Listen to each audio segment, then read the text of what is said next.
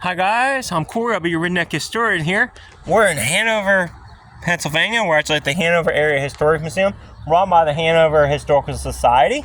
Now, why we're here in Hanover, not in Gettysburg, there was a battle here, and there are some cool artifacts in this museum I've seen. There were some cool videos of a guy, I think it was like Fox News here locally, talking about some of this Hanover battle. We might touch on the topic of the battle. That's why I'm here in town. I would love to be able to take a tour like you do in Gettysburg. Don't know if they have that. They also have this mansion that, well, quite frankly, I don't know. Maybe. Why not? Sports them. Check out an old historical building if we catch a tour time.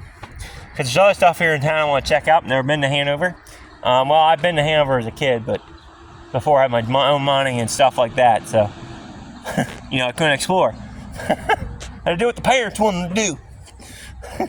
Now I'm free, which is a bad thing or a good thing for us. Good thing for me because I have fun. All right, so we'll go on in here and check this out. Oh, perfect. Right here's the silver room. So I should be able to touch on some of this.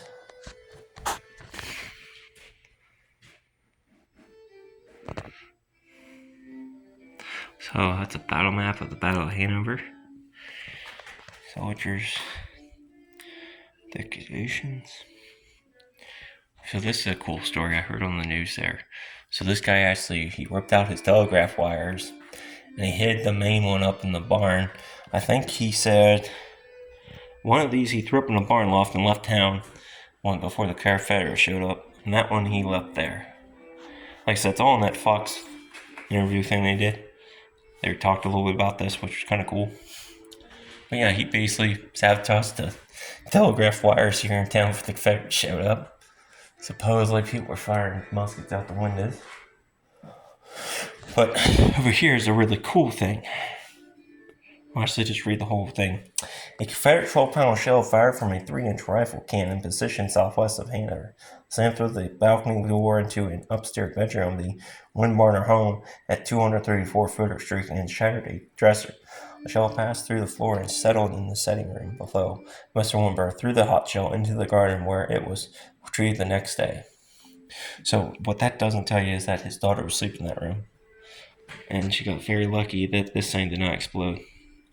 That's the actual shell. Police protection. Pretty cool.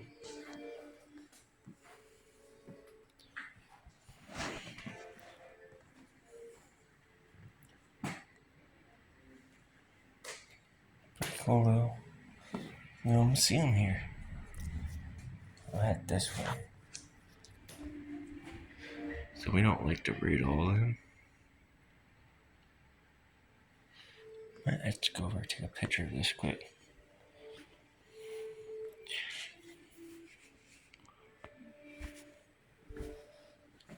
That way I have it.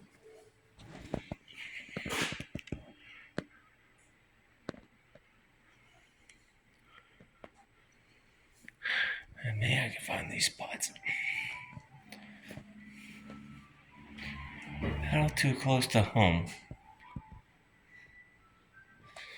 From late spring into early summer of 1863, Joe Brown easily armed and was Virginia me through Maryland to southern Pennsylvania, believing that the events would drive Susan horses and to push Lincoln and the federal government to negotiate an end to the Civil War. Lee's defeat at Gettysburg at the Hope consisted of a series of distant engagements from July 1st through 3rd, 1863, and at Cantor preceded this event took place June 30th, and over the surrounding area it was important. As forced Confederate Major General Jeb Stuart carried any further east, causing him to miss, reducing with General Galt as ordered, depriving of needed reconnaissance and delaying Stuart's arrival at Gettysburg the first day of the battle. Four soldiers on the ground, however, impact was more imminent around 10 a.m. The 18th Pennsylvania Cavalry. Confederate troops on the outskirts of Hanover. Confederate General Lee and Chief Stuart learning of Union troops and led its town PA moved instead toward Hanover, engaged the 18th. Pretty cool. So these are the men here. Recognize him from Monterey Pass. Then we have L. Stewart, Fitz Lee, and Hyde Johnson. Seconds of battle brought cavalry under command of Union General Johnson Guthrie. These sort of forces their shells crushed into and around buildings. Frank residents took to their killers, artillery fire, and major problem incidents continued throughout the afternoon, as firing continued the square and surrounding areas. Jordan now low on ammunition and challenged by cavalry bridges led by Belgian General Ellen Forge and a young George Armstrong Custer, guardedly disengaged with the 125th Union supplies through wagons. His troops captured in Rockville, Maryland, withdrew toward York, PA. Union casualties totaled 217 and 18 suffered the most with 84 casualties. The battle resulted in 117 Confederate forces killed, wounded, or missing. Wow, that's kind of cool. So again, 217 American soldiers died in this battle and are totally forgotten about. It's kind of a shame. Anyways, so there's a little bit about the Battle of Hanover. We'll try and get to some of these spots on the map. To show you all. Shepherd Company. That's neat. Forest Park. Wow. It's cool.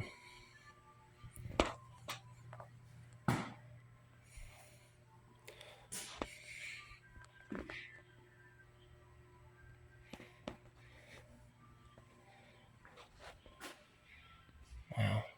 Food manufacturing. This year I know. I thought so. Senators of Hanover, Utz story. So here's Utz. You ever hear of them? And of course. Cool.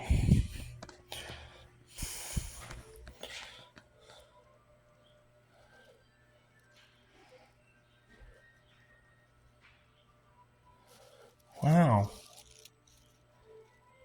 They used to make cars here? That is cool. I didn't know Hanover did that.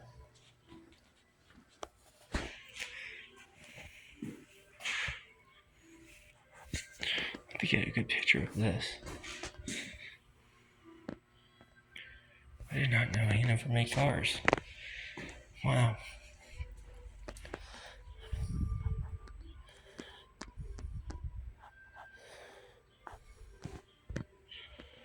That's cool as hell.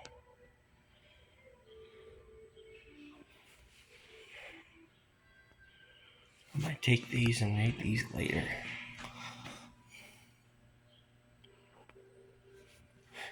Look, my first audiobook.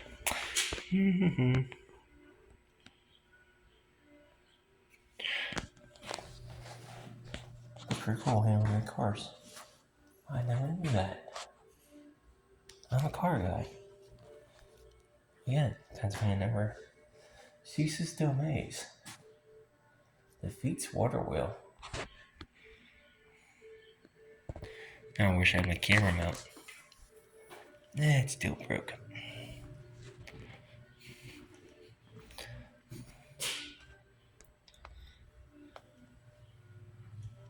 Cigar making.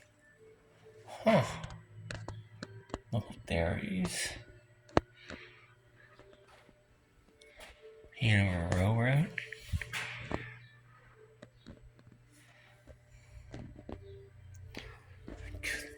That's damn cool.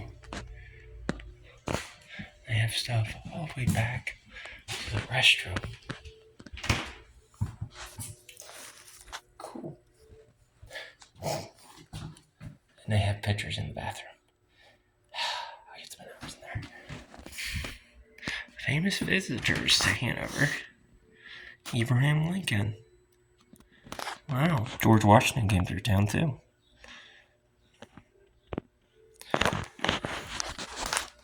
Nixon came through. Wow, that's cool. Anyways, William Shepard.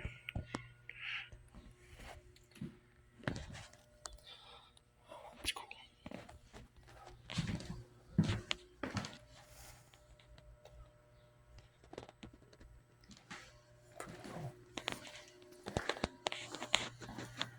Let's go check out the other room.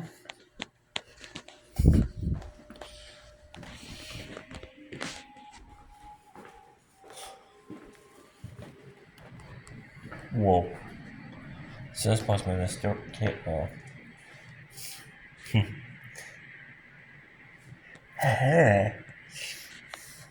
Stables. Or are they making it look like one? Wow. This is a cool museum, guys. Come check this place out. I apologize for not reading everything, but I gotta keep you all in expense. I want you all to come out here and experience this. And maybe y'all can see something that y'all like and prefer to learn about, like early education in schools, the battle, which is what I'm here for. Now, Hanover was settled by the Germans, like most Pennsylvania towns.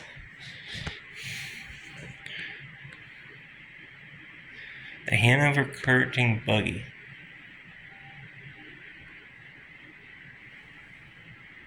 Okay. That's normal. Form of social transportation, their name derives from the small size of the single seat and permitted a current couple to sit comfortably side by side with no space for a chaperone. This example is a small two-seat type pulled by one occasional two-horse.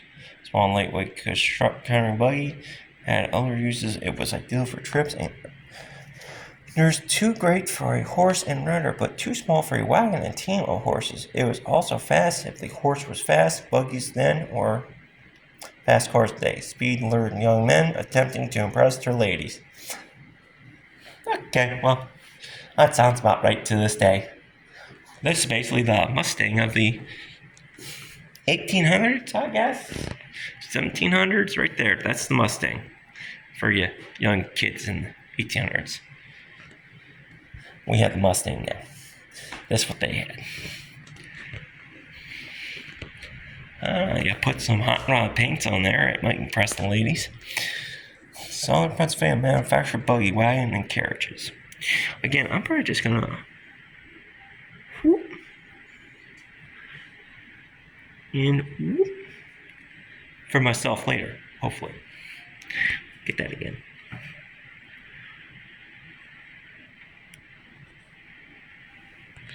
Smell. There's a lot of things that should got down. Coffee making, fauna filling. Wow. Tanneries, which Pennsylvania, a lot of tanneries thanks to, I believe it was the hemlocks. Yeah, our state tree is a hemlock, right? But it was thanks to that because they could use the tannins in the hemlocks, the tan stuff. So that's very cool Pennsylvania history. So, cast iron. Ooh, forged from iron, Mary Ann furnace. Wow. I'll have to see where the hell this is at. Ruins of McDoor's furnace in Home Township. Oh, so it's completely gone. We've been to that furnace. Go check out that video. That's pretty cool. We did more than what most YouTubers did. We actually walked out and checked out the charcoal boilers and all that stuff. So this is the same stuff we find at the furnace. So, pretty cool. That's a piece of slag mixed with pig iron and stuff. Grape shot. Pretty damn cool. Oh, here's the... Oh, sorry, I have to keep jumping back and forth. Mary Ann furnace. Dates from operation 1750. Wow. America wasn't even founded then. Jamming and crickets. 1800s. So she ran for a whole decade. That is impressive for an iron furnace. I don't know what's going on with the lights.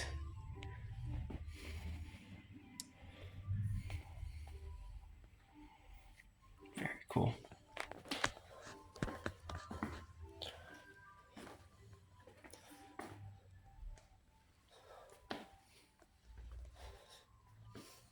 This place isn't haunted, right?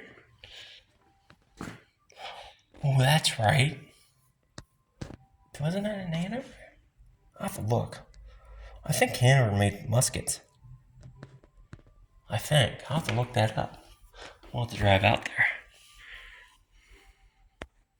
If you didn't know, we made the Kentucky long rifle. We are the ones who invented it. Actually, the German settlers who came here, if I'm right, I think this was the town. That just clicked in my head. I think Hanover is where they made what we would call a Kentucky long rifle, but it was actually called the Pennsylvania long rifle. We are the ones who started the Kentucky rifle.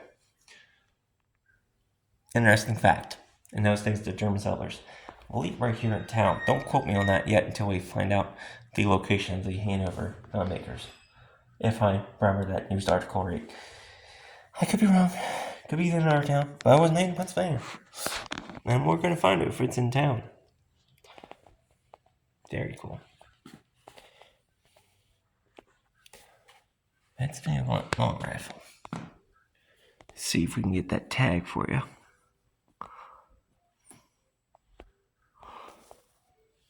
Feature a trigger maple stock curved and engraved on the top. The original iron barrel includes brass trigger guards and hickory were made by Hanover and Adam Pritz. Something. Anyways, I think that was here in town. Like I said, they had like these stalls made up.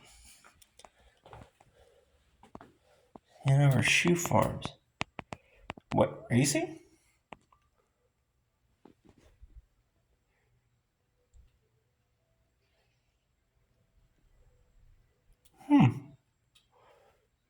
Wow. Oh, wow. So they made shoes? That is some cool stuff. And they did make stuff for horse racing. Wow. That's cool.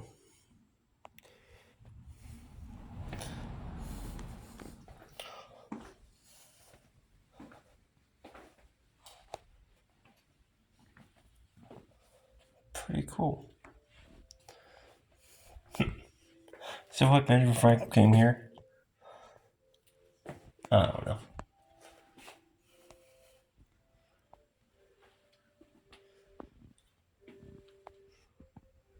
Conowago settlements.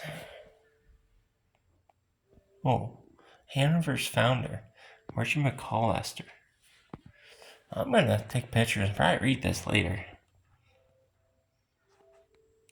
While I'm sitting on the bump at the campground. Y'all can read while I take pictures quick. Pretty cool. Okay. Well, don't know if y'all want the tour of the mansion, but I'm probably gonna go check out the mansion, which is out there.